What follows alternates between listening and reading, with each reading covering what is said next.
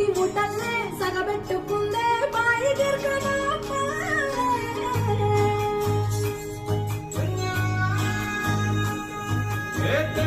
తెల్లని పాలధారల పల్లె తెల్లారుతుంటదిరా ముల్లోని గంటలు కాడెట్ల మెడలోన చెట్టగా మోగుతముద్దయిరా నాగలి పూజన పెట్టుకుంటే దోస్తులు చెయ్యేసినట్టేరా కొట్టుకోదా పక్కన ఉంటే కొండంత బలగం ఉన్నట్టురా చల్లగాలి మోసుకొచ్చేరా